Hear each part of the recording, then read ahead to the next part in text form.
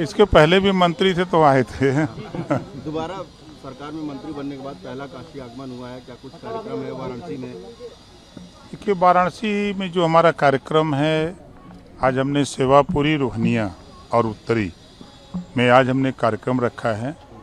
जो चुनाव आयोग ने चुनाव का ऐलान किया है, 543 लोकसभा के जो चुनाव होने जा रहे हैं, तो हमने लक्ष्य ये बना करके हम बनारस आए हैं कि 543 सीटों में जब 4 जून को रिजल्ट आवे तो देश में सबसे ज़्यादा वोट से चुनाव अगर कोई जीते तो माननीय नरेंद्र मोदी जी जीते, क्योंकि तीसरी बार प्रधानमंत्री बना करके भारत को विश्व की तीसरी शक्ति, जो भारत में नफरत की राजनीति हो रही है, उस नफरत की राजनीति को समाप्त करके हम लोग भाईचारा और प्रेम की राजनीति को आगे बढ़ाना चाहते हैं। पल्लवी पटेल ने नया मोर्चा बनाया है। पल्लवी पटेल ने नया मोर्चा बनाया है, पीडीएम न्याय मोर्चा।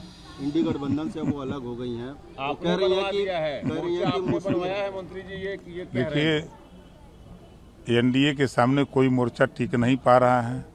आपने देखा कि यूपी के 6 लोकसभा के नामांकन खत्म हो गए, अब प्रचार अभियान में लोग चल रहे हैं, प्रत्याशी नहीं मिल रहे हैं, लोग सिंबल फेंक के भाग रहे हैं, है ना। देखिए, जो माहौल बना हुआ है, जो देश में कांग्रेस की सरकार थी, सपा की सरकारों में दंगे होते थे, नफरत की आग में दंगे होते थे, कर्फ्यू लगते थे। ऐसा नहीं था खाली मुसलमान प्रभावित होता था, सभी जाति धर्म के लोग प्रभावित होते थे। तो योगी जी के नेतृत्व में 7 साल में आप बताइए कि पूरे 75 जिले में कहीं दंगा हुआ, कहीं कर्फ्यू लगा।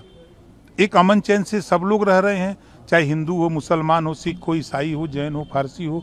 और दूसरी चीज, जो केंद्र की योजनाएं हैं, जो भी प्रदेश की योजनाएं हैं, जो भी योजनाएं बन रही हैं, कोई योजना पे तो ये नहीं लिखा है कि ये मुसलमान को मत देना, ये हिंदू को मत देना, ईसाई को मत देना। चाहे वो किसान सम्मान निधि की बात हो, चाहे गरीबों के इलाज के लिए आयुष्मान कार्ड जो 5 लाख का बना हो, वो सबको मिल रहा है। चाहे राशन बंट रहा है 80 करोड़ लोगों को, उसमें भी सभी जाति धर्म को मिल रहा है। उज्ज्वला योजना की बात अगर आप करें तो जो भी केंद्र की योजनाएं बन रही हैं, उन योजनाओं में 33% आरक्षण महिलाओं के लिए लागू हुआ। उसमें तो ये बाउंडेशन नहीं कि नहीं मुस्लिम महिलाओं को आरक्षण नहीं दिया जाएगा। तो जो योजनाएं बन रही हैं वो सबके लिए है। तो जो नफरत की बात है, आज मैंने जैसा आपने सवाल किया कि मंत्री बन करके आप पहली बार बनारस आए, मंत्री बनने के दूसरे दिन ही अधिसूचना जारी हो गई चुनाव आयोग की, चुनाव की। लेकिन बीच में हमने 4-5 दिन अध्ययन किया। सबसे ज्यादा देश में कांग्रेस ने और सपा बसपा ने अगर धोखा दिया तो मुसलमानों को धोखा दिया है। वोट तो लिया 20%, लेकिन दिया क्या? नफरत के सिवा। हम देख रहे हैं कि पूरे 75 जिले में किसी ब्लॉक पर एक चपरासी भी मुसलमानों के विकास के लिए अल्पसंख्यक विभाग का नियुक्त नहीं है, एक बाबू नहीं है। जिले पर एक अधिकारी है, वो भी पैदल है। वो कैसे योजना का लाभ बताने के लिए किसी बस्ती में जाए?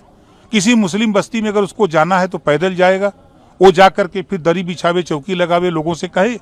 ये ना तो कांग्रेस ने ध्यान दिया, ना सपा की सरकार थी, बसपा की सरकार थी, किसी ने ध्यान नहीं दिया।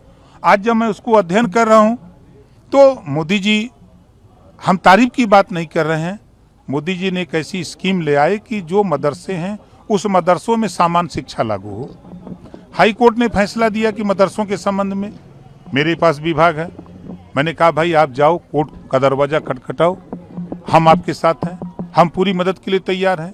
हम चाहते हैं कि जो सुविधा किसान को मिल रही है वही सुविधा बुनकर को मिले, जो योजनाएं किसान को छूट मिलती है वही छूट उसी तरह की बुनकरों को मिले।